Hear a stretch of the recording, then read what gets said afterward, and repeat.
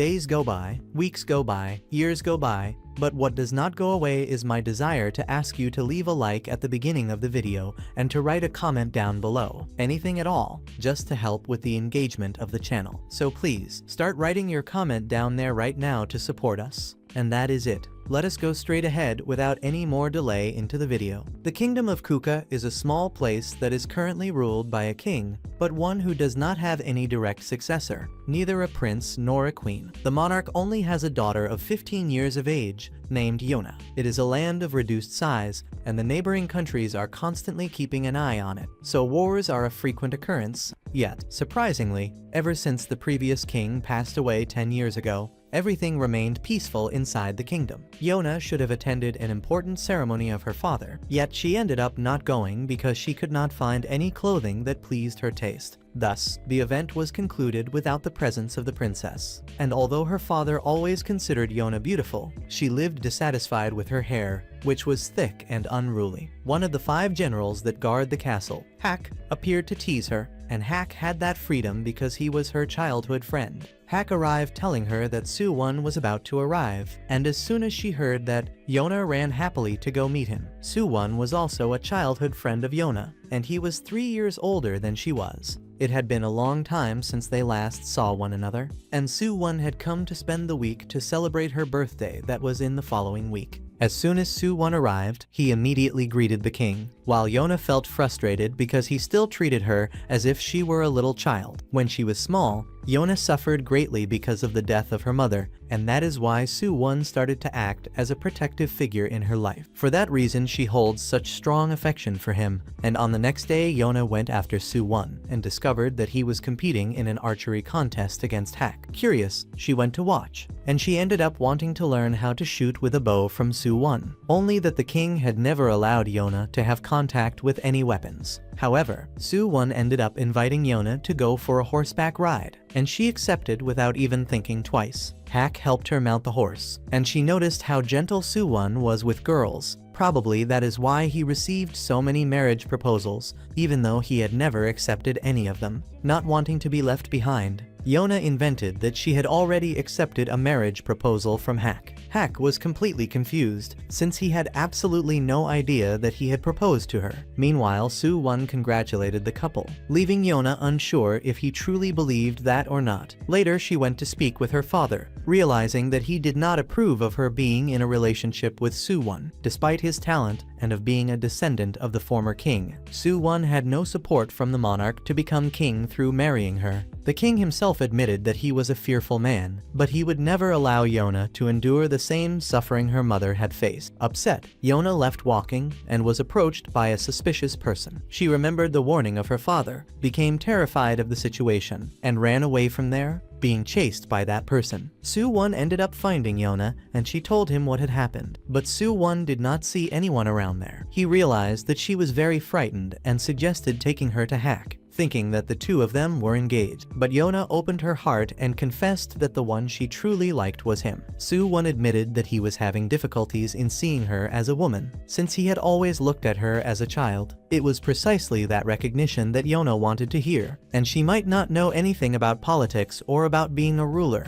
but she was certain of her feelings for Su-won. A few days later, the day of Yona's birthday celebration finally arrived, and at the party Su-won called her aside to give her a gift. Her father, upon seeing that, was dissatisfied with the situation, and the gift in this case was a hair ornament. Yona thought it did not suit her, but Su-won said that he liked her hair just the way it was, and for the first time Yona felt good with her own appearance. Hak appeared and interrupted the conversation, and Yona decided to go to her room to rest. Hak told Su-won that he felt that some suspicious person had entered the castle, and upon hearing about the fright Yona had experienced, he asked Su-won to keep an eye on her while he reinforced the security of the place.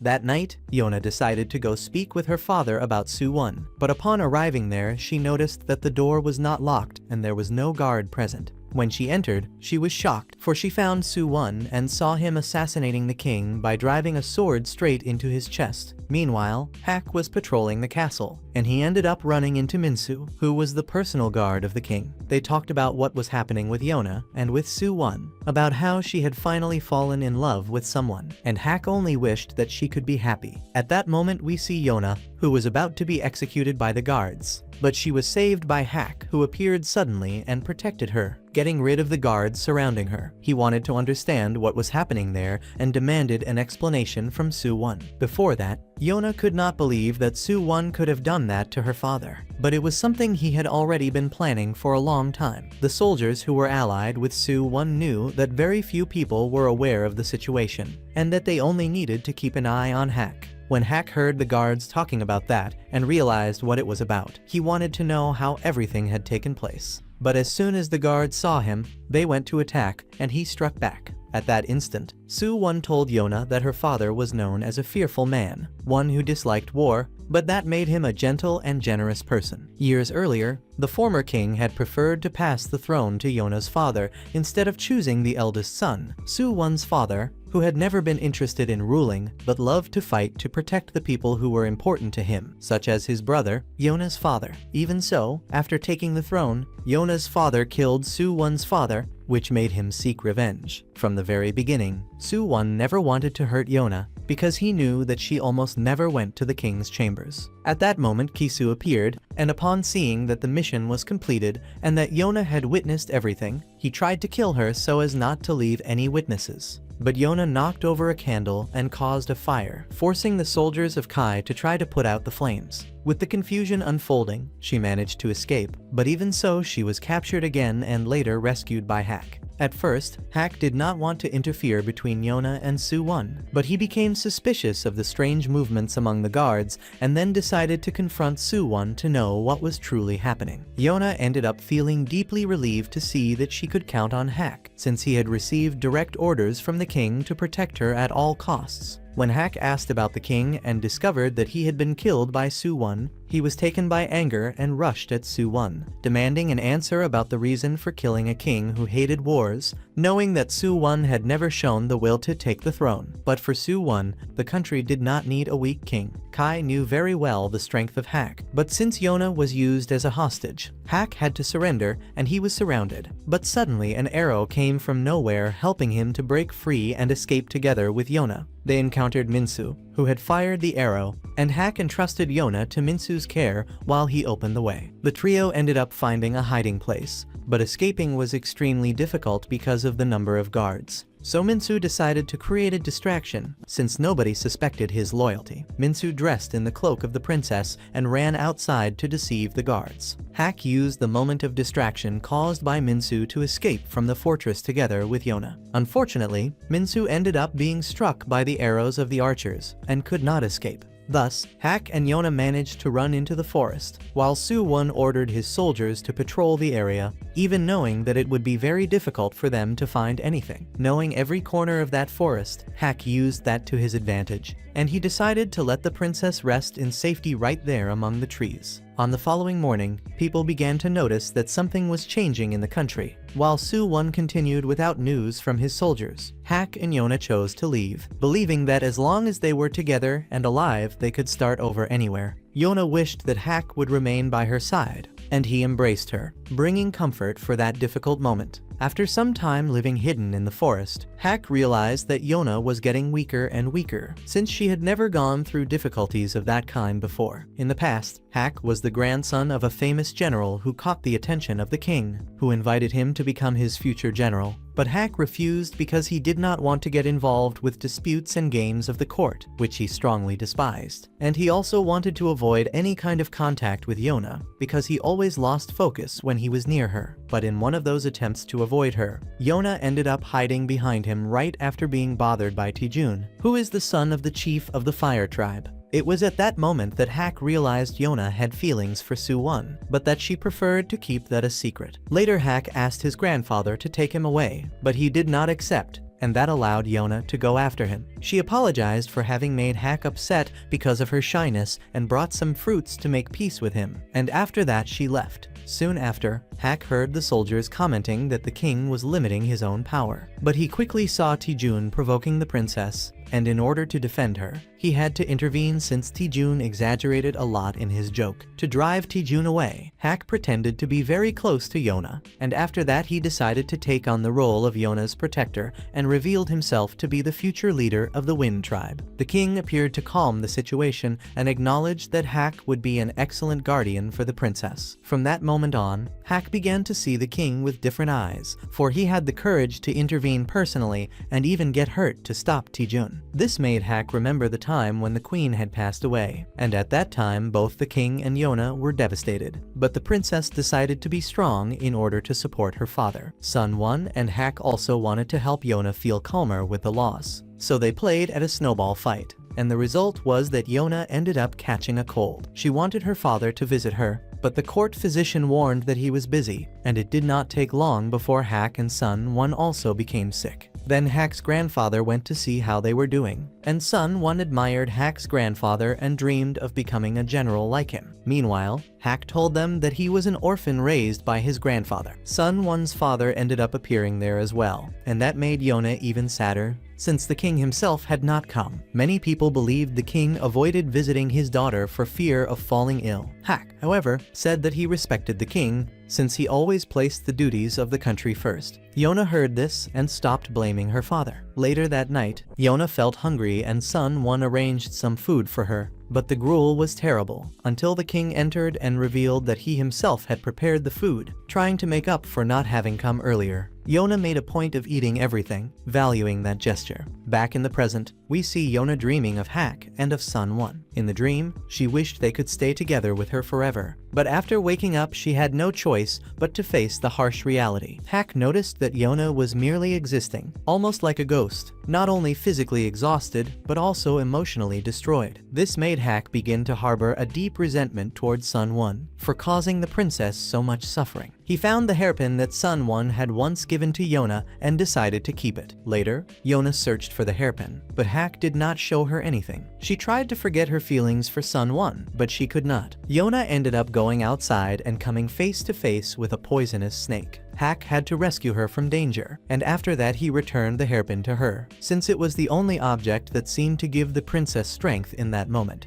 The two remained in the forest until Yona noticed that Hak had been bitten by the snake, but he said it was nothing serious, and not knowing where else to go, Hak decided to return to his homeland, since even the villages could be dangerous because of the soldiers. Arriving at the Wind Tribe, the people were surprised by Hak's return. They did not know Yona and thought she was just a young woman he had brought home as his girlfriend. Hak asked for food to give Yona and wanted to know where his grandfather, Mundak, was. They said the palace had summoned the 5 former generals for a meeting, and it was then that Hak noticed that no one knew what had happened at the castle. At that moment, the 5 generals were gathered, and the leader of the Fire Tribe interrogated Hak's grandfather, since many rumors claimed that Hak had killed the king and kidnapped the princess. At that point, Song Won appeared and cleared Hak of all blame, but also did not take responsibility for the crime against the king. Song Won argued that the tribes needed to unite against external threats, and all the leaders supported his choice to take the throne. Hak's grandfather preferred not to give an opinion, since he was no longer the general, but rather Hak, who now held that position. Therefore, if an opinion was required, they should consult him. Kai warned the old man that he could be accused of treason if he remained silent, since in the past he had treated Song Won as a grandson, so now he chose not to take a position. Song Won declared that in 3 days he would hold his coronation and expected his presence.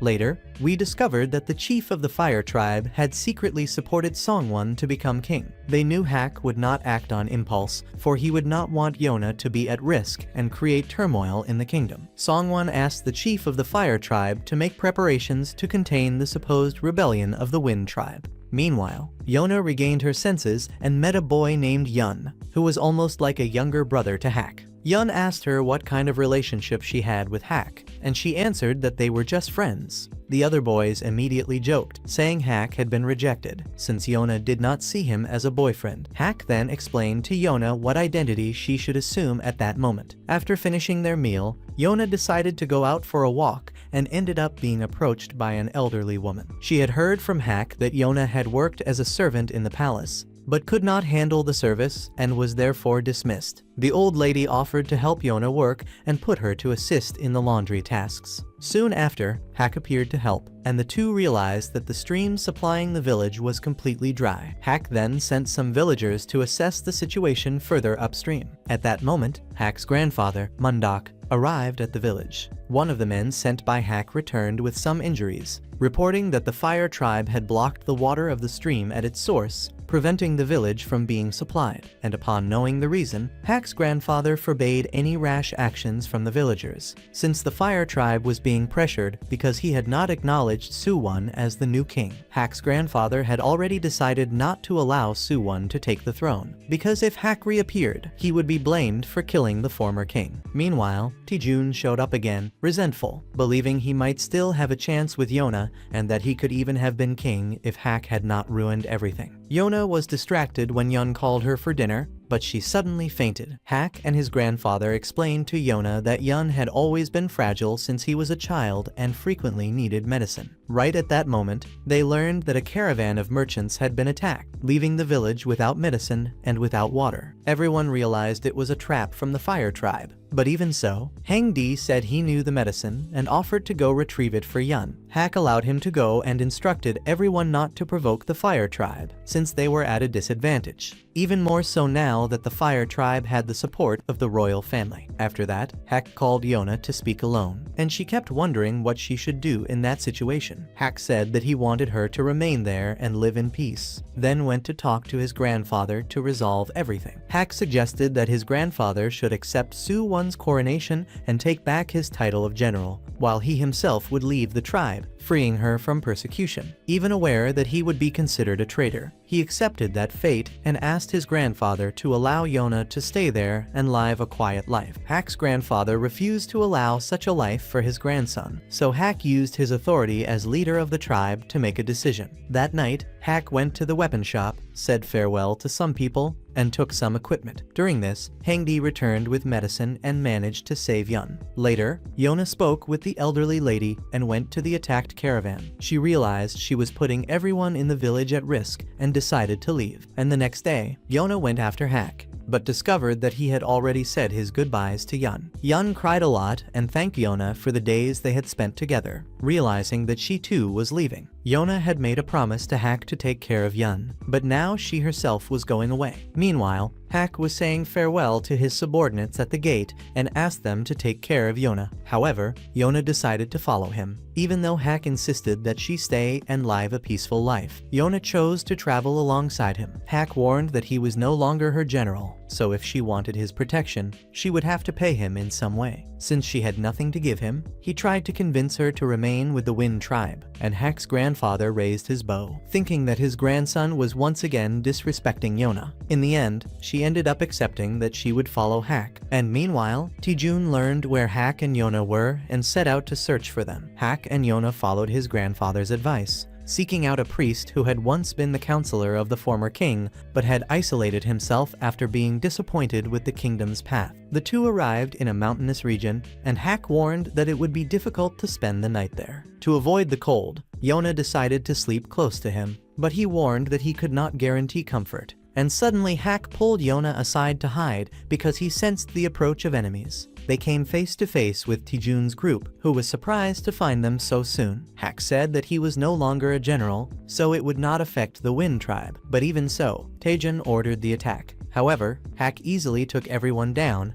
and when the archers began shooting from a distance, Hak grabbed Yona and ran, blocking the arrows along the way. Yona ended up tripping, but Hak protected her, taking an arrow in her place and escaping with her soon after. As the day went on, they managed to shake off the pursuit for a while, but Hak decided to go out and fight, leaving Yona hidden. Soon, Hak was surrounded, while Yona realized that the arrow had been poisoned and he could pass out at any moment. She didn't want to get involved, but understood that if she kept depending on him, she might as well have stayed in the Wind tribe. So she gathered her courage, took down an archer, and came face to face with Taejun. He even offered to take her back and remove Suwon from the throne, but she questioned why he still stood by Suwon despite knowing everything he had done against the Wind tribe. She called Taejun a hypocrite and said she would never accept going with him. Taejun was impressed by Yona's strength. Since she used to be so fragile, and Hak scolded her for putting herself at risk, but because of the poison, he grew dizzy and collapsed. He still tried to fight, but was struck and pushed to the edge of a cliff. Hak fell, but managed to cling to the ledge,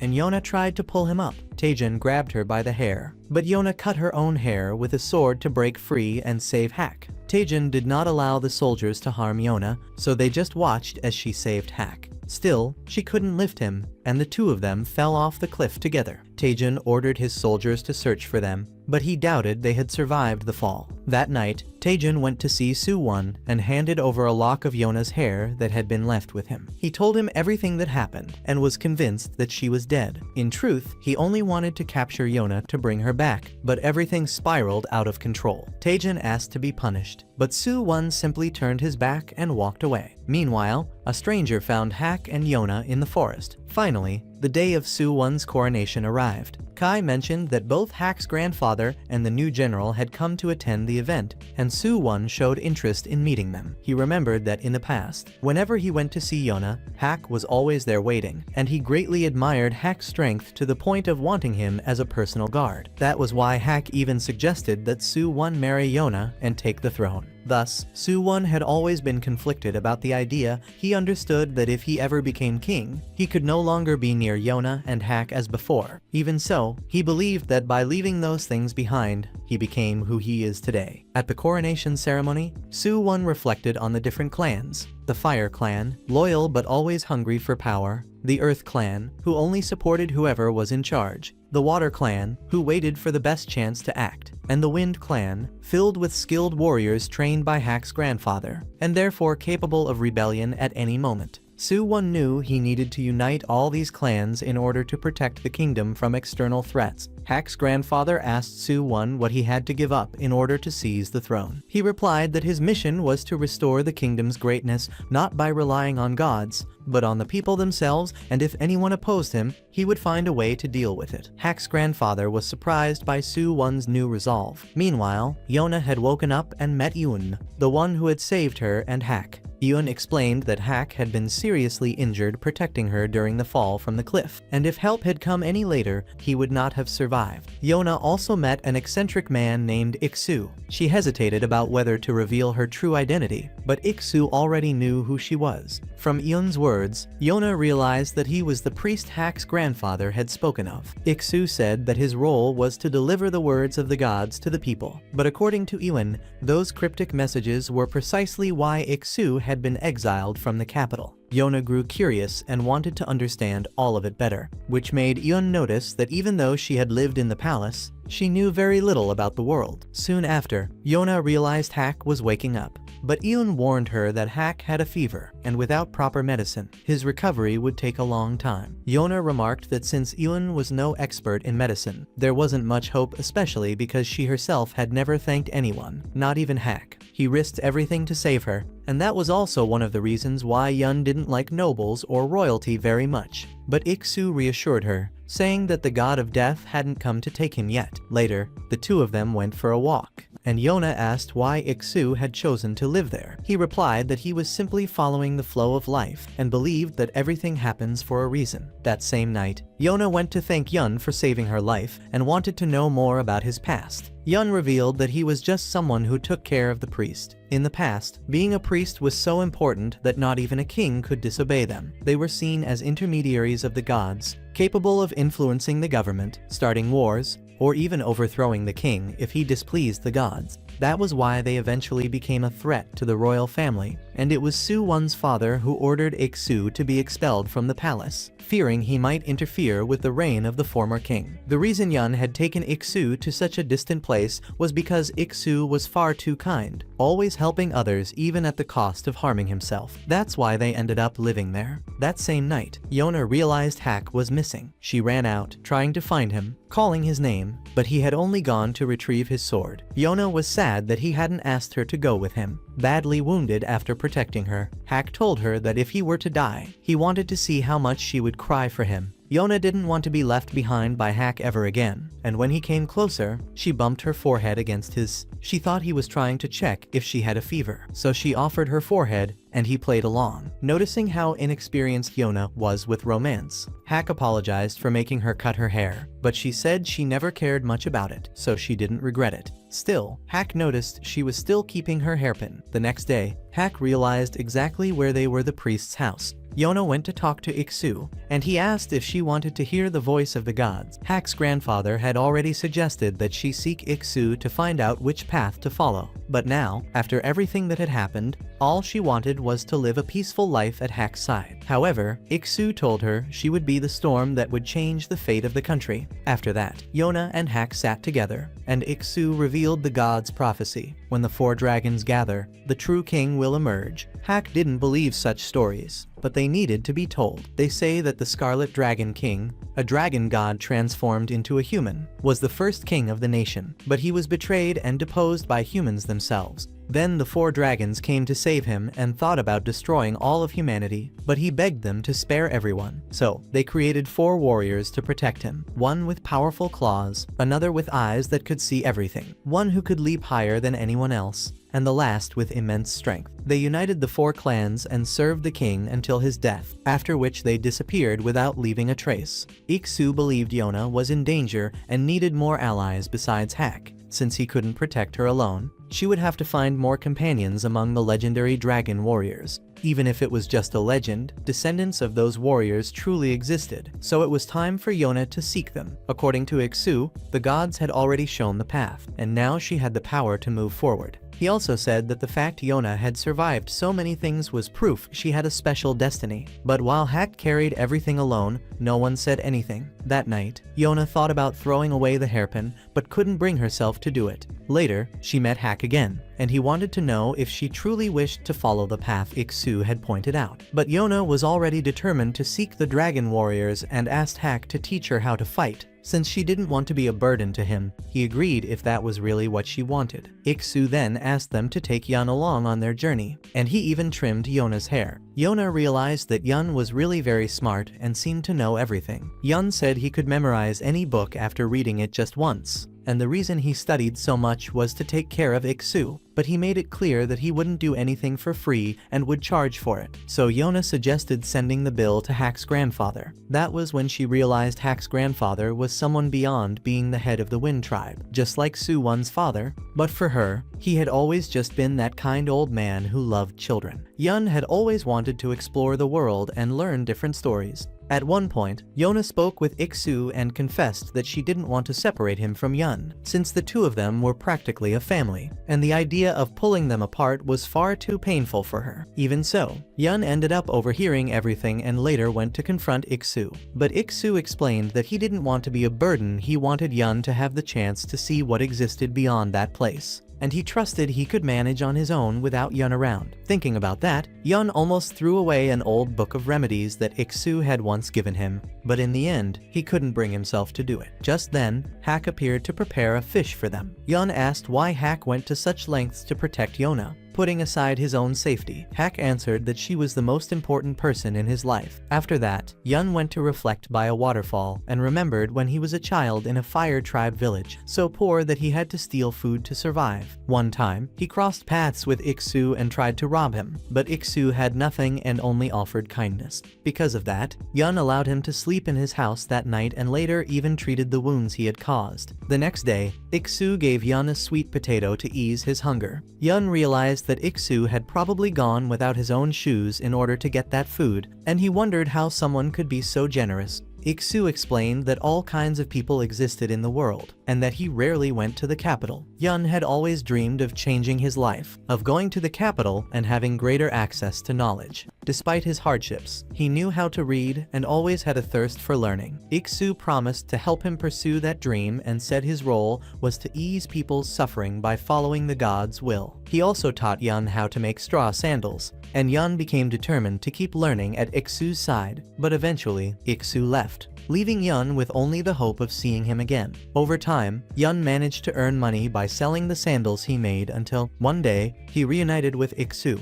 Ik-soo told him he had searched for books to give Yun, but they had all been taken already. Feeling defeated, he thought of visiting Yun one last time before withdrawing from people altogether, but Yun chose to follow him instead and stay by his side, and so they began living together. Later, in the present, Ik-soo went to find Yun and gave him a pair of handmade sandals. Even though they weren't very good, Yun also made a new pair for Ik-soo. Thanks to them, Ik-soo was able to walk on his own despite the difficulty. Yun then realized that Ik-soo really could take care of himself, so he decided to leave with him in spirit and follow his decision. Soon after, the group prepared to travel again, and Hak was surprised by how many things Yona carried with her. She showed everything to Hak and said her goodbyes to Ik-soo, promising to return soon. Ik-soo said he would be fine living alone, and with that, Yona went ahead, guiding Hak, while Hak finally accepted her presence on the journey. On the other side, Soo-won was dealing with dishonest nobles and ordered Kai to take care of them. The former king had been weak, and many ambitious men had taken advantage of that, so Soo-won needed to put an end to it. He found a book about the Crimson Dragon King and remembered the past, but he believed the country didn't need a legendary king to be restored. Meanwhile, Yona's group continued their journey, trying to reach the border of the empire. Following Ik-soo's advice, the dragon warriors were known to constantly move from place to place,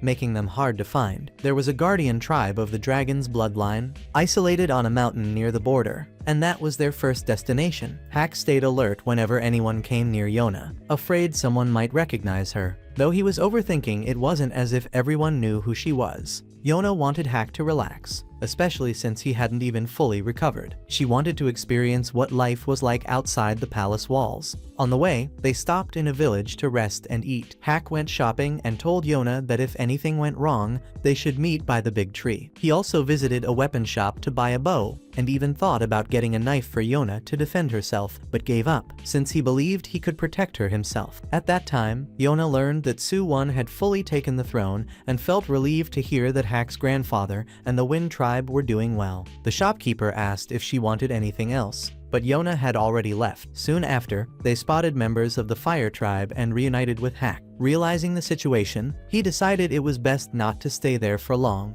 On the road, they overheard people talking about the new government. They said taxes had become lighter, but what bothered them was the overwhelming presence of Fire tribe soldiers everywhere. Yona preferred to cross through the forests since she didn't have to worry about the palace's watchful eyes. She once again asked Hak to teach her how to fight in the forests, but he refused, saying she should only learn if she was truly ready to defend herself or harm an enemy if necessary. Yona explained that she only wanted to learn so she could escape in case of danger, so Hak handed her the bow and asked her to stay behind him, helping from a distance in battles. If they weren't traveling, he said, he would make Yona practice 200 arrows every day, and he also wanted her to think about the reason why her father had never wanted her to fight. Hak let her practice aiming at birds and rabbits, but after a long time, she still hadn't hit anything. He showed her how it was done, but he didn't know how to explain it properly since, for someone with talent, it's hard to teach a beginner. Yona thought he didn't know how to teach, but Hak knew the real challenge was her lack of strength to pull the bowstring. Once she overcame that weakness, she would learn on her own. Even so, Yona stayed committed to her training, trying to make the arrows fly. Hak noticed that she was so determined that she even trained at night,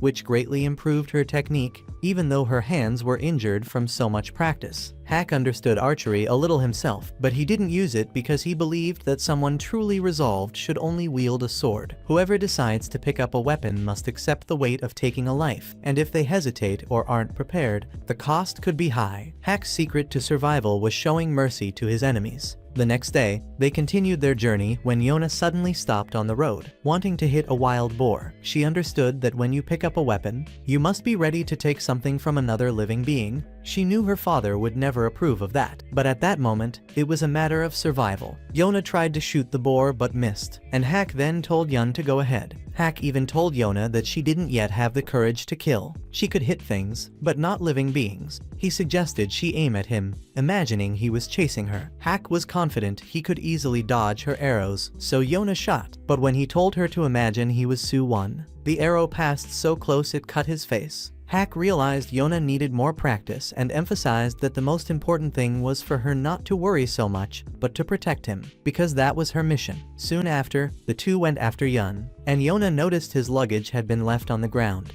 Then, they began hearing voices telling them to leave. Hak used his weapon to disperse the mist, revealing mountain villagers. They noticed Yona's red hair and asked who she was. Yona explained they were there following the priest's guidance, searching for the 4 dragon warriors. They told her this was the village of the dragon, where the descendants of the white dragon lived. Meanwhile, Yun was locked in a cage, coughing so Yona and Hak wouldn't end up in the same situation. But soon, the 2 of them were also taken to the place. However, instead of being truly captured, when Yona spoke, they released her. Hak commented that everyone's attitude changed after seeing her red hair. The elder apologized for being rude to Yona's friends. Hak and Yona also noticed how these people treated her red hair as something extremely special. They knew her hair resembled that of the person the first white dragon had served, so they believed she was the chosen one. Hak asked if everyone in the village was a descendant of the white dragon, but only one person had inherited his power. This man appeared, showing an arm larger than the other,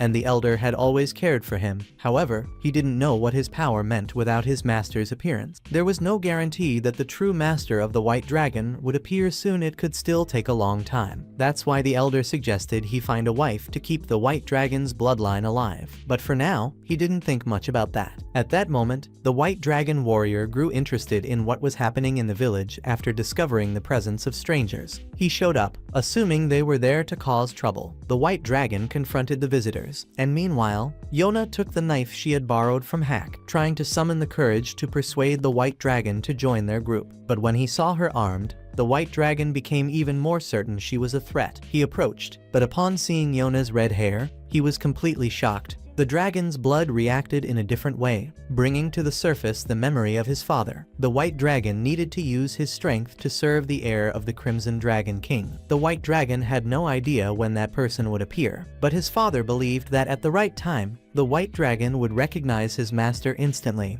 and that would mark the beginning of a new journey. The white dragon then understood and accepted Yona as his leader, making the entire village bow before her. Yona realized that, in a way, her red hair made the white dragon believe she was the Crimson Dragon King. But she herself did not see herself as a queen, only as someone borrowing the strength of the 4 dragons. Still, it didn't matter who she was. The white dragon decided to follow her, and his blood confirmed it. After that, the white dragon informed the elder that he would depart immediately, but the elder insisted on holding a celebration before their departure. During the feast, Yona was surprised at how easily the white dragon had accepted the mission, while Hak went to request some supplies to help with the journey. However, the white dragon only handed him a bag of money, saying Hak's job was over and that he could return home. Hak didn't like the idea at all and replied that a noble like the white dragon could take care of the princess. They carried that competitive tension in front of Yona, with Hak calling the white dragon useless and suggesting they search for another ally. Yona demanded to know what had happened and discovered that the white dragon had tried to pay Hak to leave. Hak refused the offer but still held on to the money, while the white dragon insisted Hak was not a dragon warrior and therefore useless. But Yona declared that she needed Hak and emphasized how essential he was to her. This made the white dragon think Hak was weak, since they needed the dragons to protect the princess. But Hak shot back that he wasn't so weak that he had to rely on a white lizard. That night, a celebration was held. The elder, who had cared for generations of white dragons, finally saw one of them departing to fulfill his mission. The next day,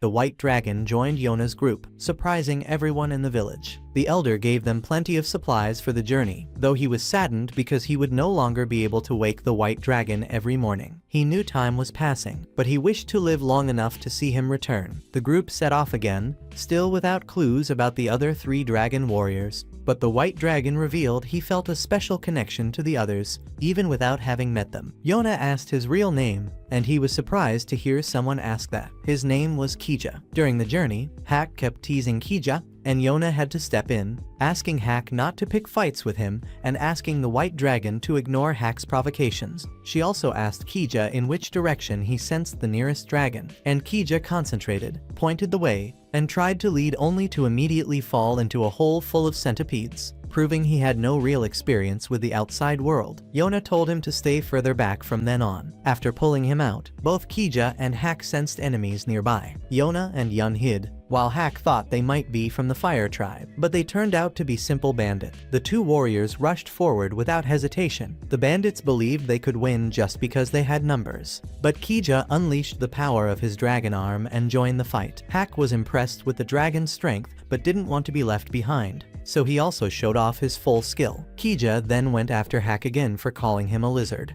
and though they didn't get along, both recognized that the other fought well. Yona also wanted to participate in the battle. Yun asked her if she wanted to be useful in the fight, then taught her how to aim and shoot. With his guidance, she managed to drive off a bandit who had tried to attack Hak from behind. She hit the target, and Yun's instructions were easy to follow, but when it came to actually shooting with a bow, his skill was much less impressive. Afterward, they managed to drive off the bandits, but Kija realized his dragon arm had lost its strength. Hak then collapsed as an old wound reopened, and Kija was impressed that Hak had fought so fiercely despite being badly injured. That's when Kija picked Hak up, carrying him with the overwhelming strength of his dragon arm. But it was really only that arm that was strong, while the other remained weak as always. Kija also noticed that Yona was very brave, since she showed no fear in front of the bandits and even tried to protect Hak. She said that she had already gone through something terrible, and from then on nothing seemed frightening anymore. That made Kija sincerely want to accompany the princess, who showed herself to be a girl full of determination. That same night, Kija was shocked to see that their meal consisted only of plants gathered from the forest. Even so, Yona did not complain, because her food was still better than Hak's. Hak had already woken up, and Yona wanted to feed him herself, but Kija quickly offered to do it, preventing the princess from putting food directly into Hak's mouth. Yun then took the chance to ask Kija where the next dragon, the famous blue dragon, could be found. According to Kija, that clan once lived with the Earth Tribe, but suddenly disappeared. Even though they had vanished, Kija could still feel the blue dragon's presence, so he was certain he was alive. Yun then managed to estimate where the blue dragon might be, and they decided to investigate the nearby villages the next day. For Kija, it was a shock to learn they would be spending the night out in the open forest. By the next day, Kija looked like a zombie from lack of sleep. Yun warned the group there was a risk of running into the Fire Tribe, so they needed to act cautiously. But that was practically impossible since they were traveling with a red-haired girl, a former general, and a man with a giant dragon arm. Hiding that trio was nearly impossible. Thinking about this, Yun suggested a new plan near each village. Kija would try to sense the dragon's presence, and if he felt nothing, they would leave quickly without wasting time. Hak, who had an excellent memory for locations, pointed out areas that were Fire Tribe military bases, places that obviously weren't worth searching for the blue dragon. This made the search much easier. Even so, they spent an entire day searching without finding the blue dragon. Kija kept pointing in the same direction, which made them think the blue dragon hadn't crossed the border. Later, noticing Yona's exhaustion, Yun gave her a drink to help her rest. That night, Kija felt a heavy burden, thinking he hadn't helped the princess at all and had only made everyone waste their energy. He wished the blue dragon would sense his presence and come on his own. But then the sound of Yona practicing archery in the middle of the night woke him up. Hak explained to Kija that even though Yona had protection, she insisted on training by herself so she'd be ready in case something happened. The next morning, Yona asked if Kija had slept well, knowing he wasn't used to sleeping outdoors like that.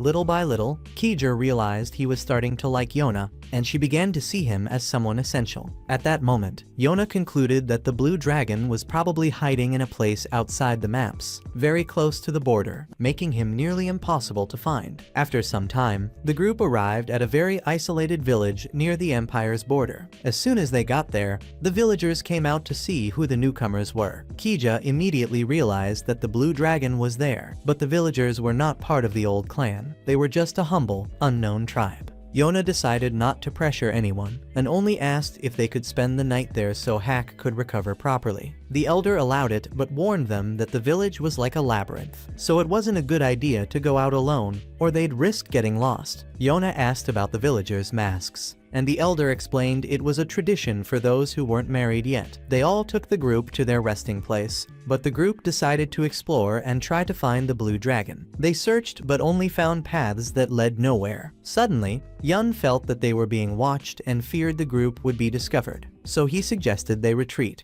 On the way back, Yona stumbled upon a secret tunnel and entered it alone without even warning Hak. Following the tunnel, she found a squirrel and got distracted chasing the little creature, not realizing she had completely separated from the group. The lights went out, and suddenly she came face to face with a man who promised to help her get out. After walking for a while, Yona began to grow suspicious and tried to escape, when suddenly a masked person appeared and saved her. She noticed that the masked man was the squirrel's owner. Meanwhile, Hack and the group were searching for Yona. She was returned to the group, and Kija immediately realized that the one who had brought Yona back was the blue dragon himself. But the man fled quickly without saying a word. In the past, when the blue dragon was born, a mask had been placed on him because his power resided in his eyes. The villagers didn't see the blue dragon as a hero, but rather as a curse. Since childhood, the blue dragon had lived together with his predecessor, and both of them suffered rejection from everyone in the village. The former blue dragon also showed no affection, believing that paralyzing people with his gaze was nothing but a burden. Over time, the villagers exaggerated the stories, making the power seem more and more frightening, and whenever one blue dragon died, another would be born right there. The current one noticed that his eyes were growing stronger, while the former gradually lost his sight. Both of them protected the village from external attacks, and the older one wanted to teach swordsmanship to his successor so that he could defend himself more easily. Even though he was harsh, the former blue dragon only wanted the new one to have a less painful life, so he asked him never to use the power of his eyes. He trained his successor in swordsmanship, and when he eventually lost his sight completely, he felt relieved, as though freed from the curse, and was able to die as an ordinary man. The new blue dragon attached bells to his mask so he could be found by sound. Not long after, the former blue dragon died, and many enemies attacked the village. Despite the warning, the current blue dragon decided to defend everyone, using his power to defeat all the invaders while trying to keep as much distance as possible. Yona realized that the blue dragon had a kind heart, while he himself felt great unease, because when he saved Yona, the dragon blood inside him reacted intensely similar to what happened with Kija, but he couldn't understand the reason for this reaction or to whom the voice in his mind belonged. He was surprised that his blood boiled when he immediately recognized Kija as the white dragon. The main reason the blue dragon was hiding was his fear of revealing his ability again. He believed it would only bring suffering to those around him. At the same time, Kija was outraged that the villagers had separated Yona from the group.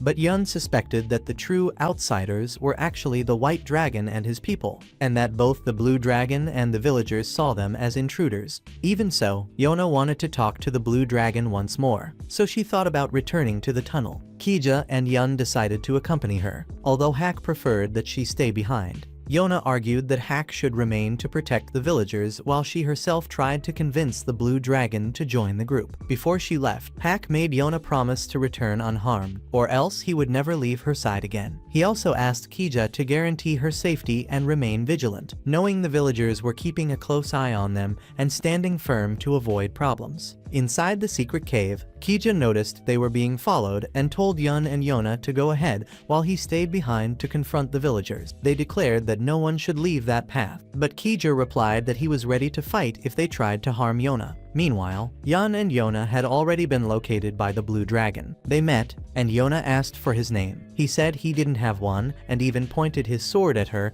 until the blue dragon's squirrel jumped onto Yona's lap, stirring in him a sudden, strong desire to know her better. When she asked to borrow his power, the blue dragon replied that anyone who wanted his power was his enemy, but Yona said she only wanted to know him and asked to be his friend. Still, the blue dragon believed his power was far too dangerous to be used in the world, and he asked Yona to leave. Not knowing how to insist, Yona and Yun had no choice but to retreat. Though the blue dragon longed for a friend, he always forced himself to abandon that desire. Even as she accepted leaving, Yona's heart grew heavy because of the blue dragon's situation. Afterward, she found Kija blocking the villagers, who wanted to attack Yona because their secret had been discovered. When she asked why they thought the blue dragon was a curse, no one answered, so Kija had to intervene. At that moment, the cave began to tremble and collapse. Kija protected Yona, who ran off to help, but soon realized the path was blocked by rocks. Unable to move forward, he tried with all his strength to open the way. Meanwhile, Yona regained consciousness and saw that the villagers were trapped with them. Yun grew anxious, knowing that if they didn't act quickly, they would soon run out of oxygen. Kija used his claws to try to open an escape route,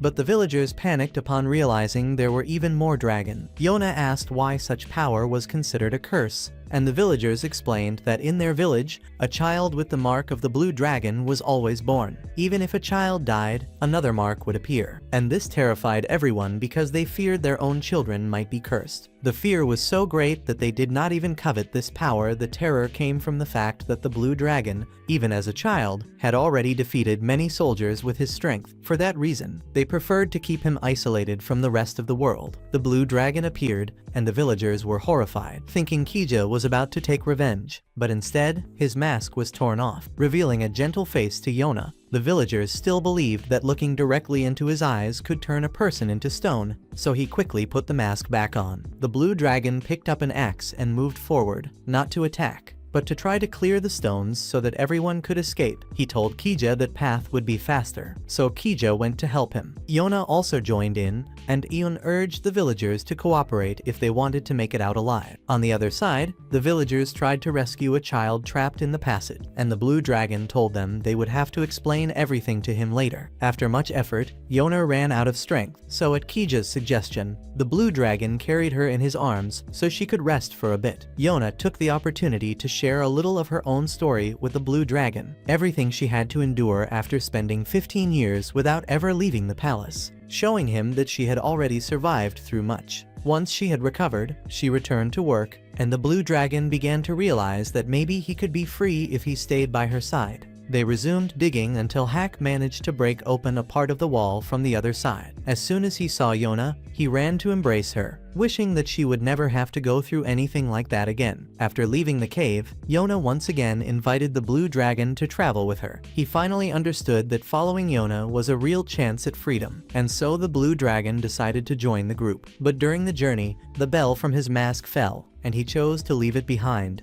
as if leaving his past behind to start a new beginning at Yona's side. Within this new group, the blue dragon remained a bit reserved, and Kija could no longer sense the presence of the other dragons because he was exhausted from using his power so much. Yun asked the blue dragon if he had the same ability to locate them, but he didn't know how to do that. Kija thought the reason was a lack of practice and offered to teach him. However, the blue dragon suddenly ran off, though in reality, he had only gone to a nearby stream to fish in order to help Kija recover. In the end, he grew cold, and the group decided to make a fire to warm up and cook food. When Yun finished cooking, the blue dragon tried the meal and surprised everyone by thanking Yona. What stood out the most was that, while everyone else called her princess, he called her by her name without hesitation. That night, Yun suggested giving the blue dragon a name, and he told Yona that since she was the one who had freed him from his loneliness, it should be her who chose a name. Even more so because it was clear the blue dragon already cared deeply for her. He had never felt fear, not even when she had once faced his blade. Yun confessed that he once looked at Yona with a certain disdain, as he always harbored resentment toward nobles and royalty. He then told her that he also wanted to call her simply by her name, Yona,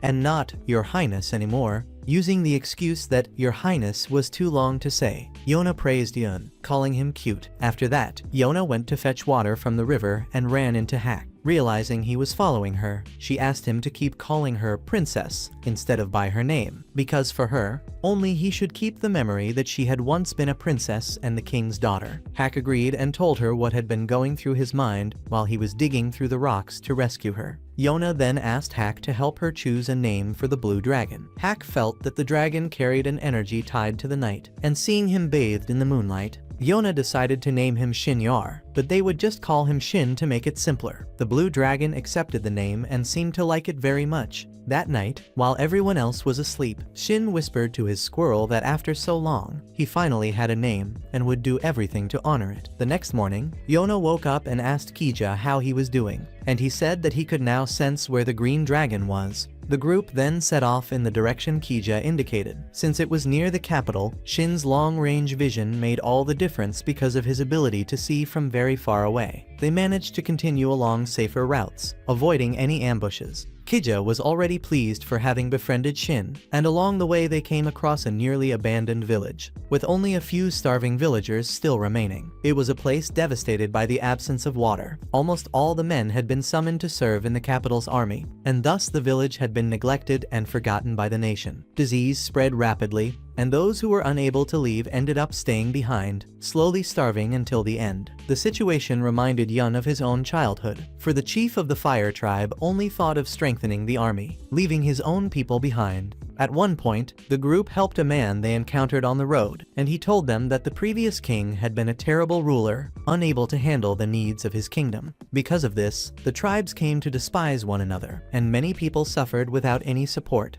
The man only hoped the new king would bring change. Shortly after, Yona distanced herself from the group, saying she needed to use the restroom, but in truth it was just an excuse to be alone for a while. Yun also revealed that he had never held any respect for the former king, believing the world would most likely remember him as a naive dreamer who pursued peace excessively. Yet Hak had always admired him regardless. While Yona now carried only the weight of being that king's daughter, she sat down and cried. But Shin's squirrel approached her and managed to cheer her up, helping her feel better. Later that night, she awoke to practice archery, determined to grow stronger so she could protect those she loved. Meanwhile, Su-won had traveled to the territory of the Earth Tribe, where the tribe chief was troubled, feeling that his people were becoming increasingly forgotten. Few merchants came to trade, and their resources diminished more and more with each passing season. He felt that he had lost his vigor ever since Yona's father had become king and ended the conflicts. And so he received Su-won with suspicion, since he was the son of the man the chief had once admired as a model leader. Su-won requested to share tea with them, and he was accompanied by the Sky Tribe chief as well, two leaders who were exact opposites of one another. The moment they met, tension arose immediately, a subtle atmosphere of rivalry. The Earth Tribe chief noticed that Su-won seemed delicate, lacking the trustworthy air of a warrior, unlike his father. Wanting to know whether Su-won was truly capable, he agreed to walk with him through the territory. During this time, the chief was surprised to hear that the local mine had collapsed once again. His attendant also asked about the purpose of Su-won's visit, not believing it was merely sightseeing, but Su-won brushed the matter aside, saying he was only traveling. This prompted the Earth Tribe chief to speak directly. He demanded Su-won uphold his promise to restore the kingdom, stating that he could not trust such words, and warning that if he ever believed Su-won would bring ruin, he would not hesitate to lead a rebellion. Su-won understood and did not answer harshly, for he had indeed given his word. They continued their walk, and Su-won grew curious about the local worship of a sacred stone. The chief explained that it was simply an old tradition, after which he departed, suggesting Su-won speak with his servant if he needed anything further. The servant explained that the chief had lost his motivation, aimless in the time of peace,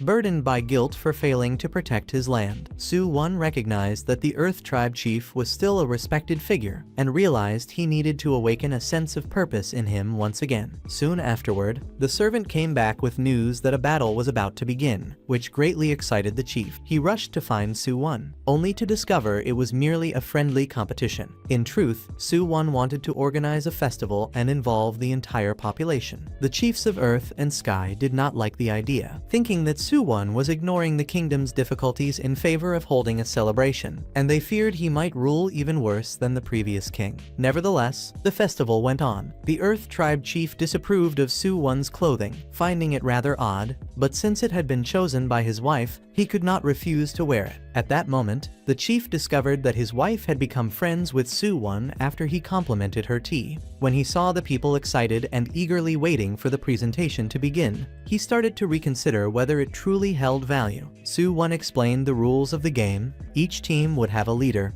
and participants would wear a bowl upon their head. If someone managed to break the opponent's bowl, they would score points depending on the class of their rival. There were three classes: commoners, nobles, and the king. Members of the same class could freely duel against one another, but there were restrictions between classes. A king could attack a noble but not a commoner. Nobles could strike commoners but not the king, and commoners could target the king but not the nobles. Whoever lost their bowl was eliminated, but could return if their team won a reserve. The winner would be the team that ended with the most bowls intact. Even then, the Earth Tribe chief doubted whether Su-won could fight at all. Despite being Hak's friend, for no one truly knew the extent of his strength. The Sky Tribe chief remarked that the Earth Tribe chief only paid attention to rough warriors and neglected men like Su Wan. When it came time to fight, Su Wan stepped onto the field, looking like nothing more than a thin and unimpressive young man. Still, he faced the challenge, yet suddenly turned and allowed the soldiers to take the lead. Those 5 soldiers were actually from the Earth Tribe,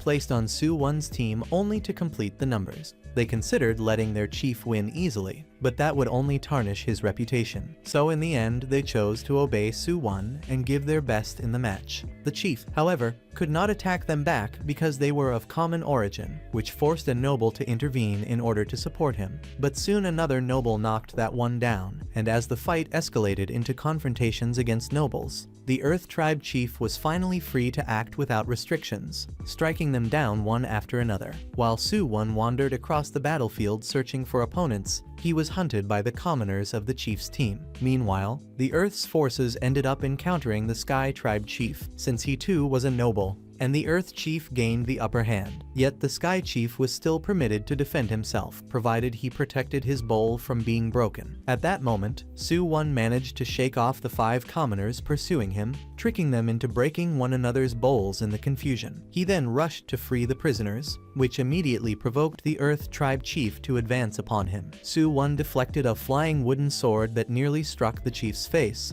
and in that instant the chief realized that Su Wan was no ordinary person. He was concealing his true strength, pretending that it was all merely luck. Su Wan saved the prisoners, but this came with both advantages and disadvantages. On one side, he had gained more allies, but on the other, the rival team could now target them and earn more points by shattering their bowls. Once again, Su Wan was chased, leaving the chief uncertain whether he was truly skilled or simply fortunate. Shortly afterward, a gust of wind rose, scattering the chief's formation. The Earth Tribe soldiers fighting alongside Su Wan were asked who had devised such tactics, and they revealed that everything was Su Wan's idea. Even predicting the wind had been part of his strategy. The chief then understood he had judged Su Wan wrongly, realizing that he had deliberately guided the battle toward the Earth Tribe's defeat and had chosen only the most obedient of his men. In the end, the Earth Tribe was defeated, with only the chief himself surrounded. He looked at Su Wan and felt that the squirrel he had once seen now resembled a hawk, poised to strike. Su Wan gave them the chance to revive their soldiers and continue fighting in order to preserve their honor, but the chief refused, declaring that in a real war no one returned to life, and that even if left alone against 1,000 enemies, he would keep fighting. The chief then faced Su Wan in direct combat, yet during the clash Su Wan stumbled, and the chief took the opportunity to break the bowl upon his head, turning the match around by his own hand. A few days later, the chief still did not understand the true purpose of Su Wan's visit, until his wife explained that the tea she prepared had been purchased by merchants and presented in several major countries. Because of this, the plantation could not keep up with the demand. Su Wan suggested that the rarer a product is, the more expensive and valuable it becomes, and so she should maintain the tea as a regional specialty. At the same time, a man from the mines reported that they would need to expand, but there were not enough workers to handle the extraction. The stones that no one once cared for had now been transformed into jewels, thanks to the artisan's work, and the chief had proudly used them during the festival. With the problems of the region temporarily resolved, Su Wan decided to leave, and when the chief finally realized all that he had accomplished, it was already too late. Su Wan had departed. His true objective had been to secure the support of the Earth Tribe, for their morale was strong and, should a war arise, their strength would be essential. The chief came to trust Su Wan, seeing in him even greater potential than in his own father. Meanwhile, Yona's group arrived at the port city where Yun suspected they might find the Green Dragon's hiding place. Hak was already familiar with the area, while Kija was exhausted from the journey. Yun suggested they take a walk around the city to search for the Green Dragon, but moving all together would draw too much attention. For that reason, Hak chose to investigate alone. When Yona insisted on accompanying him, Hak refused, telling her she needed to rest since she had not been sleeping properly. He left the weapons with Yun and set off to explore the city on his own. Upon arriving, Hak noticed that the place looked even more desolate than before. Unknown soldiers were mistreating the townspeople, and Hak grew furious. he and a green-haired boy appeared in time to help a young woman, freeing her from the soldiers and managing to lead them away. The green-haired boy quickly left the woman in Hack's care and rushed off, as though in a hurry. Soon afterward, he returned to a ship in the harbor, where he met with the captain, who already knew he had stirred up trouble once again. But he also sensed the presence of the white dragon and the blue dragon nearby. At night, Hack returned to the group and decided that the next day he would go into town to buy supplies. Meanwhile, Yun and Kija had already realized that the green dragon was aboard an anchored ship. The following day, the two guided the group in search of the green dragon, while Hack chose to keep his distance, since he had not told the others about his earlier encounter with the soldiers and wanted to avoid creating more problems for everyone. Yun found it especially strange, since Hack almost never separated himself from Yona. But when Kija led the group to the ship where they had sensed the green dragon's aura, his presence suddenly vanished. At that same moment, the green dragon had already met Hack in the city. The green dragon confessed that he was being followed and asked Hack for help, so the two went into a tavern to talk. When Hack asked why the city looked like a ghost town, the green dragon explained that everything had grown worse after a certain lord had taken over, exploiting the people even more. Because he valued his freedom, he wanted to resist this oppression. Just then, Yun and Yona appeared and spotted Hack. He had to explain himself quickly, but by then the green dragon had already slipped away. Hack tried to justify his sudden departure to Yona, saying that the green dragon had sensed both the white dragon and another unfamiliar presence nearby. The green dragon had never liked the mission of protecting a master and hated being bound by it, so he was constantly running away. Meanwhile, Hack had to lead the group to avoid the soldiers, and during this they encountered once again the young woman whom Hack and the green dragon had helped earlier. She took them to her workplace, and Hack explained everything that had happened, including the fact that the city was under the command of a corrupt lord. The soldiers abused their power to oppress the people. They ruined shops, abducted beautiful women, and demanded absurd taxes just to allow trade, which had nearly destroyed commerce in the port city. Yona then understood why the people's smiles looked so false. When Yun asked about the pirates, the young woman explained that they had never harmed the townsfolk, only robbed the lord's ships. That same night, the green dragon infiltrated one of the lord's ships and discovered it was being used to transport narcotics. At that moment, his pirate crew appeared and attacked the cargo vessel. According to the stories that spread among the people, Yi-Ha, the green dragon, possessed a special ability, his powerful legs that allowed him to leap to incredible height. The pirate ship emerged victorious in the battle, and the captain ordered the local lord's cargo ship to be set ablaze. Even so, she made it clear to the crew that killing was strictly forbidden. They were only allowed to act when they had overwhelming advantage, ensuring their plans would never fail. Afterward, the captain noticed that Yi-Ha was unusually quiet, and he confessed that he could not stop thinking about how good it had felt to fight alongside Hack the previous night. Everyone in the crew already knew Yi-Ha well, but none of them resented him for his ties. In truth, he valued the crew deeply. 13 years earlier, he had left his village in search of freedom, and here he had finally found his place. The captain was preparing to assemble an even stronger force to strike decisively and overthrow the local lord. She needed every bit of strength she could gather, for she did not want to lose a single member of her crew, whom she considered her family. Knowing that Yi-Ha had crossed paths with Hack, she asked him to bring the warrior into their fight. Yi-Ha knew it would not be easy to convince Hack, since Hack was loyal to someone else at that moment, but the next day he returned to the city in search of him. At the same time, Hack and the group were also looking for the green dragon. When they witnessed soldiers harassing civilians, they could do nothing to intervene, so Yun pulled the group aside and explained that the soldiers were furious because the pirates had stolen their cargo the night before. If they interfered, it would only draw dangerous attention. Once the uproar settled down, the group moved on, but Hack separated himself again, since he was now being hunted in the city. Yi-Ha thought this would make it easier to speak with him, and after a while Hack encountered him again, discovering that Yi-Ha too was wanted, just like himself. The two tore down their wanted posters, and Yi-Ha began trying to convince Hack to join his crew, but Hack thought the man was far too strange, a suspicious person,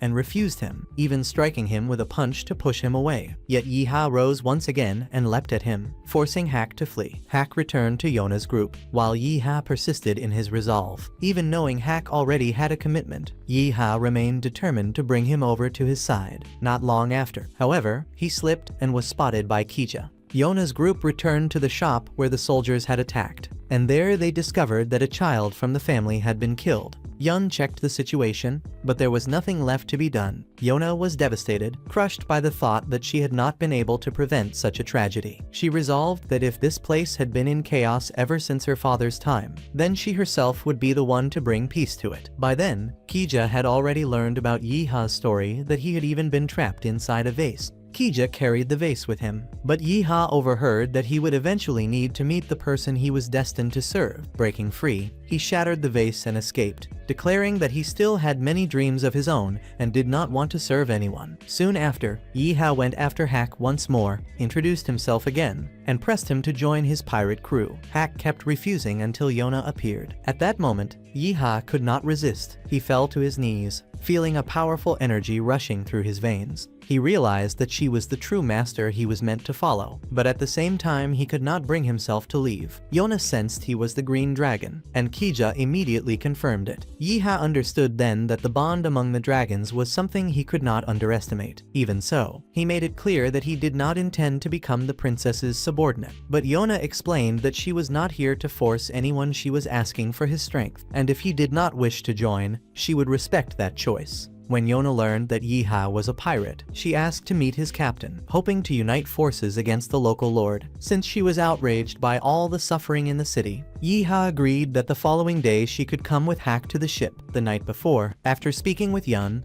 the group prepared themselves, and the next morning they went to meet Yiha's captain. The captain, however, wanted to know what they were capable of, so she ordered everyone to be attacked at once. Hack and the dragons cut their way through the test without difficulty, and then she asked Yun about his skills. Even without being a fighter, he knew many things that could be useful. With Yona, though, the situation was different. She could not claim to excel at anything in particular, but the captain saw the determination in her eyes and decided to present her with a different kind of challenge. She tasked Yona with retrieving the herb known as the Celestial Blessing, and everyone was shocked. It was already difficult for trained men to do so. How could a princess succeed? But it was an order. This rare herb grew only on the edge of a steep cliff and possessed great healing power, crucial for the upcoming battle. Yona accepted immediately. Though the captain had not revealed the hardest detail, the herb grew on a cliff so sheer that Yona would have to go alone, without any help from Hack or the dragons. Even so, she agreed. Yiha guided her to the path, pointing out the narrow trail and explaining that she would have to climb down until she found a cave just wide enough for her body. Inside, she would find the herb. With courage, Yona began descending the cliff, clinging tightly to the rocks, until a powerful wind made her legs freeze with fear. Shin, Squirrel, and Yiha accompanied her from above, trying to calm her. In truth, even Yiha himself doubted whether she could succeed. If even he felt unsure, how could a young girl manage it? Yet the princess before him was far different from the one who had made him kneel earlier. Yiha questioned within himself whether Yona truly was the leader of the 4 dragons, and he shouted that she could give up. No one was forcing her, but Yona was determined not to turn back. Retreating would mean humiliation. Trembling with fear, she pressed on, explaining that this mission was actually her chance. If someone important were to be wounded in battle, the herb she retrieved could save lives. That was why she had to succeed, despite her fear not only of danger itself, but of losing the people she loved. Although the rule was that she had to go alone, Yiha followed discreetly from a distance, not helping but staying close enough to watch over her. At one point the path grew so narrow that even he could not pass, so from there Yona truly had to continue on her own. Steeling herself, she pressed forward, trying to calm her heart, until at last she found the Celestial Blessing herb. She called out to Yiha in triumph, but suddenly, a massive wave surged up and dragged her away. Yiha rushed to help. By sheer luck, she was still clinging to a vine. He tried to aid her, but she resisted, not wanting to break the promise she had made to the captain. Then another huge wave struck, and Yiha was forced to save her anyway. Both of them knew there would be no reproach for this. Besides, Yiha's own philosophy was simple. If a girl was in danger, he could never just stand by and watch. Hack and the group, anxious about Yona's situation, rushed to the cliff to look for her. When they saw how high it was, Kija was startled and deeply worried. Everyone wanted to climb down to rescue her, but the captain stopped them, explaining that the princess was enduring what was called the blessing of the heavens, meant to prove her courage. If they interfered now, they would have been undermining her strength. But Jaiha had already seen Yona returning from afar, and when she rejoined the group, she felt deeply relieved. she immediately handed the herb to the captain and admitted that she had not completed the trial on her own, since Jaiha had saved her in the end. For that reason, she wanted to attempt it again, but the captain was satisfied with Yona's honesty and said that if Jaiha had not saved her, she herself would have thrown him into the sea. Even so, the captain considered the mission accomplished, and Hak was reassured to see that she was safe. Jaiha then asked Hak if it was tiring to protect Yona in that way, since he always seemed exhausted. Hak replied that it was, and Jaiha commented that he had already grown old just from accompanying her. He even joked that, although he often got into trouble because of women, Yona was different, determined, and innocent, yet someone for whom he had already risked everything just to keep her safe. Jaiha even wanted to know what Hak's real relationship with Yona was, but Hak explained that he only wished to protect someone important, and even though they were close, Jaiha sensed that there was still a barrier between them. It seemed as if Hak avoided forming a deeper bond with Yona. Later, reflecting on this, Hak realized that he saw the princess as a younger sister, protecting the land that had once belonged to Su-won and to her. His whole life had been based on that commitment, and now, watching the princess fight day after day, Hak continued fulfilling the promise he had made to the king to protect her without expecting anything in return. Afterward, Hak went to check on the princess's hands, which had been injured while gathering the herb. He treated the cuts with honey, and as he applied it, he pondered Jaiha's words, realizing that he had always hidden his own feelings so as not to cross the line. Distracted, he let the honey drip and, without thinking, licked it from Yona's hand. The princess was startled and ran off, revealing that, deep down, those feelings were still alive. That night, Yona spoke with the captain, who told her that she intended to disband the pirates after the battle, because she no longer wished to see anyone she loved getting hurt. She only wanted to live in peace, and she also asked that, when everything was over, she be allowed to take Jaiha with her. Meanwhile, Yun noticed that several ships were moored at the harbor, 7 in total, all prepared for combat. The captain gathered everyone to devise a strategy, suspecting that the enemy had assembled such a fleet because of a major deal. The client was from Kai, and what was being transported were people, mostly women and children. The goal was to wipe out a band of pirates once and for all, and the captain showed them on the map where they would set up the ambush. The real difficulty was determining the right moment to strike and which ship carried the victims, for they would likely be used as shields. To create the right plan, more information was needed, since their aim was to eliminate those criminals who had caused so much harm. The next day, everyone was rushing to make preparations, and Yona still had not managed to contribute much. She asked if there was anything she could do, but the others were absorbed in their own tasks. Seeing this, Jaiha suggested that she should see the city, and he took her flying. From above, Jaiha spotted the local lord, and whenever people saw his carriage, they hid inside their homes. While flying, Yona noticed a disguised girl. When she approached, she discovered that the girl was hiding from the lord. A few days earlier, she had heard about an easy and well-paid job and went with a friend to a certain shop. Her friend, who was much prettier, was called into a private room, but after waiting for a while, she disappeared and never returned. Later, the girl learned that the shop belonged to the lord, and, fearing the guards, she disguised herself. Jaiha reassured her, saying that her friend had only been abducted, so there was still hope, and then he went to investigate the shop. An employee revealed that they would only be recruiting until late the next day, meaning this was their chance to act. If anyone of interest appeared, the lord would wait until the end, and the deal would take place on that very day. Now the challenge was to find a way to rescue the victims. Yona volunteered for the mission, offering to board one of the ships in disguise and send the signal to the team. Hak and the others naturally disagreed, saying it was far too dangerous and that if she were discovered, she would be killed. But she explained that there was no time to inspect ship by ship, and the most important thing was to save lives. Yona convinced them all, and the captain accepted the plan, but she said that someone else would have to accompany her to provide support. Hak and Yona immediately volunteered, but only young women were being accepted on the ship. Hak, Kija, and Yi all tried once more to insist, leaving the captain confused, so she chose Yun instead, since he understood explosives and had keen intuition. Disguised, he would be perfect, and he himself believed that as a woman he could fool anyone. Still, they were determined and agreed to act the next day. That night, Yona spoke with the captain, who reminded her to be careful once aboard, because she was as dear to her as a daughter, and no one could afford to risk her. Yona could barely remember her own mother anymore, but while speaking with the captain she felt an immense maternal warmth. As she walked away, Yona ran into Hak. He held her, unable to accept the thought of watching the princess step into danger. He wanted to protect her no matter what. Yona, however, once believed her father's kingdom was a just place. But during her journey she had seen how many regions still suffered. Now she was not even sure if her father had been a good ruler or not. But she knew all of it was her responsibility. That was why she had to fight, and she begged them to let her go. Hak could only watch as the princess disappeared into the night, her gaze leaving such a strong impression on him that he found himself rooting for her even more. The next day, Yona and Yun dressed as women, and Kija, along with Shin's squirrel, also put on disguises to accompany them. Seeing that the princess was nervous, Hak went to calm her before the two of them entered the trafficker's shop. They were taken into a secret section but soon fell into a trap, while the rest of the group stayed behind waiting for news. When they were caught, Yona's eyes were covered, and she was taken to a hideout with Yun. The two ended up in a cell crowded with other girls, and during the fall Yona hurt her ankle. Sometime later, the Lord arrived for inspection. Approaching Yona, he noticed she was different from the others and decided to keep her for himself. Yun tried to step in her place, but the Lord only looked at him, kicked him,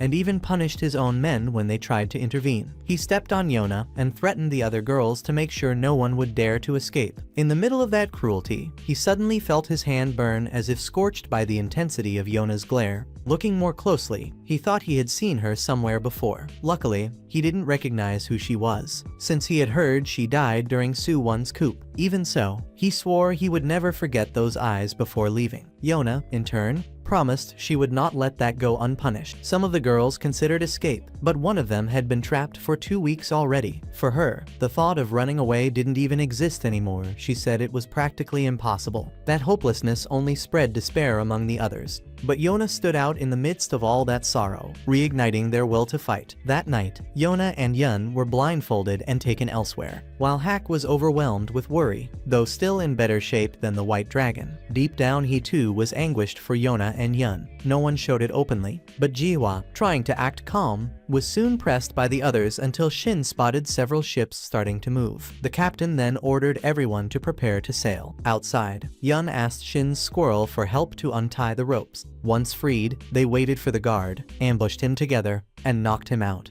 Yona vowed to rescue everyone, though inside she was more frightened than ever. After steadying herself, she explained her plan again to the girls. Even with her ankle throbbing, she refused to stop. The princess's courage inspired the oldest of the girls, who finally decided to help, and soon all the captives joined in the plan. Her name was Yuri. Meanwhile, Hak's group began to move. The White Dragon leapt into battle at Yona's call, while the Blue Dragon still hadn't noticed her signal, and enemy numbers only grew. By direct order from the captain, no one was allowed to kill, so the Green Dragon dashed from ship to ship, aiding the crew. Inside, Yun drew 2 guards' attention so Yona and Yuri could drop crates over them, but then a wave rocked the ship. One guard escaped, and he grabbed Yuri as a hostage. Yona hesitated, torn between using the fireworks to save her or to send the signal, knowing she had only a few left. If it were the old Yun, he would have thought only of fleeing. But after traveling alongside such stubborn resolve, he had changed. Yun tore off his disguise and revealed himself as a pirate. The remaining guard went at Yun, who even let him land some blows. Then Yun declared that he had planted explosives all over the ship, and only he knew their locations. Leaving the guards cornered, the two dragged him off to search for the bags, warning that if they found nothing,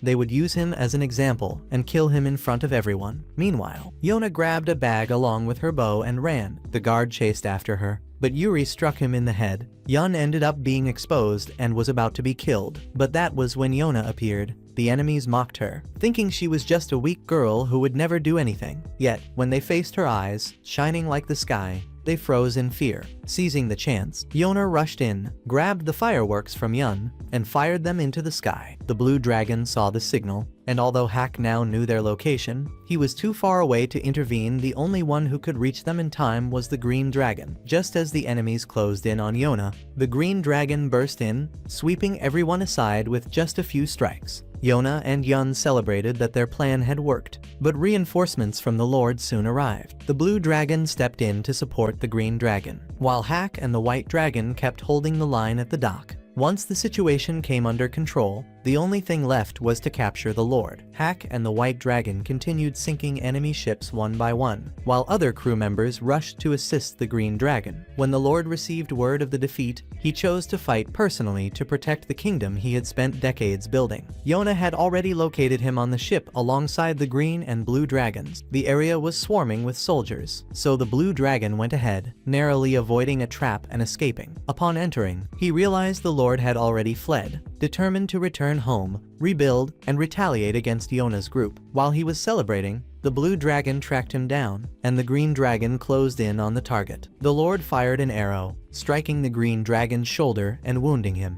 As he prepared to fire again and finish the job, that merciless gaze returned to haunt him. In that instant, he realized the truth. It was the same red-haired girl from the capital. She was right there before him. Princess Yona did not hesitate. She shot an arrow straight into the Lord's chest, putting an end to his corrupt rule, and with that, the battle was over. Everyone returned to the harbor, where the rescued captives were reunited with their families. When Yona and Yun finally arrived, covered in injuries, Hack and the White Dragon were furious and vented their rage on the remaining traffickers. The captain celebrated their victory, announcing that there would be a feast for everyone, and the whole crew rejoiced together in high spirits. Later, Yona wandered through the city and unexpectedly crossed paths with Suwon. He was overjoyed to see that she was alive, confessing that he had been shocked to hear of her death, but relieved to find her again. Even so, Yona was shaken, remembering the sight of Suwon killing her father. Suddenly, Suwon embraced her, as his men were nearby, and he needed to conceal her presence. Inside, Yona felt the urge to strike him with the dagger at her side, but Suwon stopped her. After dismissing his guards, he told her that he understood her hatred and asked her to wait,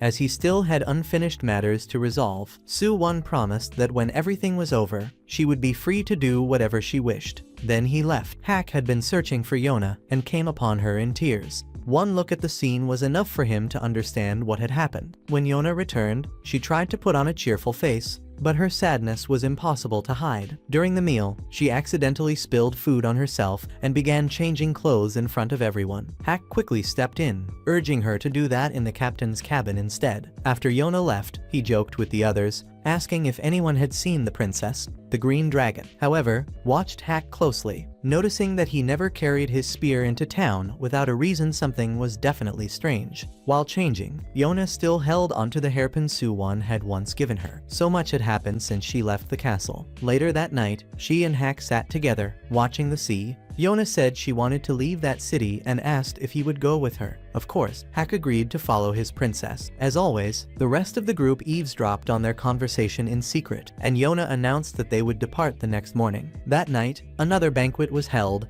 and the Green Dragon remained alone, playing music on a cliffside. Yona approached him, praised the melody, and tried playing herself, but only produced a strange, awkward sound. The two sat there talking for a while, until at last, Yiha decided to bid farewell to his old comrades in arms, those who had stood beside him in countless battles. That night would mark a new chapter in his life. Before leaving, Yiha sought out the captain for one last conversation. They reminisced about the past and reflected on his choice to follow Yona. They both knew the path ahead would not be easy, yet perhaps that was the true destiny of the dragons. Yiha's greatest struggle was his inability to relax, knowing that Yona would be far from his side, even though she was vulnerable, powerless, and always facing hardship with tears in her eyes. The truth was that he had been completely captivated by her unshakable determination. The very next day, everyone prepared for the journey, and the captain along with the rest of the crew gave Yona some advice and also handed her a magical herb. The hug Yona gave the captain felt like a warm farewell, almost like that of a mother and daughter. And so, the group continued their journey, and along the way Tim quickly noticed that Yera had sneaked in quietly. He forced him out of hiding, and in this way the group grew even larger. Yera's hunts made the meals much better, but they still had to find the last dragon, the Yellow Dragon. Yera volunteered to go after him, but the other dragons wanted to join as well, and soon a small argument began. While the three of them argued, Hack and Yun went to take care of the deer Yera had brought down, and Yona was left in charge of preparing the meat. Back when she lived in the palace, She never imagined she would one day take an animal's life, but ignoring it would be the same as pretending that life had no meaning. As she prayed for the deer, a man suddenly appeared beside her, agreeing with her view and saying that all beings were destined to reach paradise one day. Curiously, while he spoke, his stomach growled so loudly, and he drooled from hunger. He excused himself by saying he was only passing by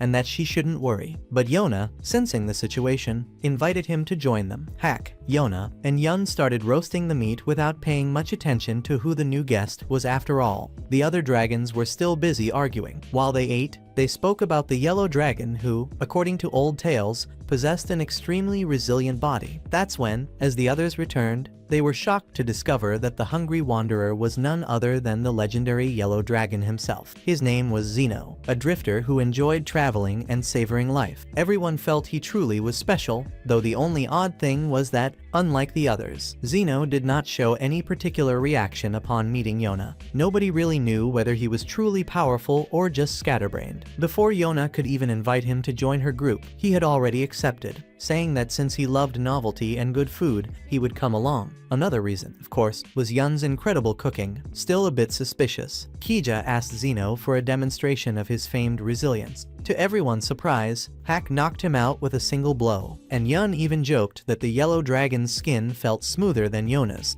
To mock him, Hak declared himself the true yellow dragon, to which Kija responded that if Hak had to be a dragon, he should be the dark villain black dragon of the shadows, which, at least, would be stylish. In the end, Kija was overjoyed to finally see the group complete with all 4 dragons, and Yun was happy too, though the moment felt almost too simple for the weight it carried. That very night, Zeno sought out Yona and helped her gather firewood. She told him that, even if the others doubted, she trusted he was the true yellow dragon, for to her eyes his energy was entirely different. Like a golden ray of light, even though they had just met. Being near Zeno gave her a sense of comfort. She introduced herself again formally, saying it would be an honor to walk alongside the yellow dragon, Zeno. Later, Yun reflected on the prophecy. When night falls, the blood of the dragons would be reborn, and according to the ancient pact, once all 4 dragons gathered, the sword and shield that would protect the king would awaken, and at dawn the Crimson Dragon would return. Yun already knew this would be the group's next goal. After a few days, they returned to Iksu's home, only to find everything turned upside down and the priest on the ground with a head injury. Upon investigating, they discovered it had all been caused by Iksu himself, out of pure hunger. Yun scolded him, but just by looking at Yona, Iksu immediately realized she had gone through many trials. Yun asked about the future of the prophecy, and the man explained that they still needed to wait until the sword and shield appeared, but that when the time came, Yona would know what to do. At that moment, Zeno spoke up for the first time, saying that the very purpose of gathering the 4 dragons was this. Deep down, ever since Hak and Yona had fled the palace, they had relied on the dragon's power to survive. But what would come after that? Would they spend their lives running, or would they try to reclaim the throne and face Su-1? With the strength of the 4, seizing the palace would be simple. Yet Zeno declared that he had no intention of fighting, since he was no good at it. Instead, he suggested Yona reflect on their true purpose before the moment of the prophecy arrived, because for now, everyone had decided to remain there. By the end of that afternoon, the 3 dragons and Hak sat together to discuss even the possibility of avenging Yona's father and challenging Su-1. But if they truly reclaimed the throne, what would come after that? It was difficult to imagine grand plans for someone only 16 years old, and the mere mention of Su-1's name made Hak rise to his feet and walk away. Later that same hour, Iksu and Yona spoke by the waterfall. Everything she had lived through reminded her of her father, who always sought peace above all else. But the people had never been truly happy. The more she saw of the world, the more she understood her own weaknesses. Yet, even so, someone always appeared to support her in difficult moments. She was still not strong enough to stand on her own, but there was always a hand reaching out, and countless people in the kingdom still needed her protection. She did not regret having faced that corrupt official, and she kept wondering how many more like him were scattered across the land. That was why she decided from then on she wanted to make a difference and help the people of the Kuka kingdom. She even apologized to her father for disobeying him and choosing to bear arms. Before returning to the palace, there were still important missions to complete. She also told Iksu that she had seen Su-1, confessing that though she felt hatred, she could not bring herself to strike him. Iksu explained that certain feelings never truly vanish, for they are meant to be confusing. In the middle of the night, while everyone else slept, Yona continued training under the rain, and Hak went after her, worried about her health. Together, they took shelter inside a cave. Yona realized Hak seemed uneasy with her training with a sword, and he admitted he wasn't angry, just concerned. But Yona wanted to rely less on him. She wanted to grow stronger. At one point, she had even asked Jeha to teach her how to fight, since Hak refused, but Jeha believed Hak didn't want to see her put in danger. In truth, Jeha thought Hak did not want her wielding a sword precisely because he wished for her happiness, for her to be protected. He even teased that Hak wanted to hide her so that no other man would look at her. And just as he was about to call Hak possessive, Yun cut in and Yona dismissed it as merely one of Jeha's jokes. Hak then explained the opposite. He wanted everyone at the palace to see how strong she was. And one day he would throw it in their faces that this was the girl they had cast out, Princess Yona, who cut her hair, took up the sword, and became a symbol of courage in defense of her own land. Just hearing this made Yona incredibly happy, and she soon fell asleep by Hak's side, while he gave her a tender kiss on the forehead. And here we wrap up our video. I hope you all enjoyed it. Don't forget to leave a like and drop a comment below. Maybe tell us your favorite dragon color red, perhaps, just so we know you watched until the very end. That's it, everyone. Take care, God bless, and see you in the next video. Bye.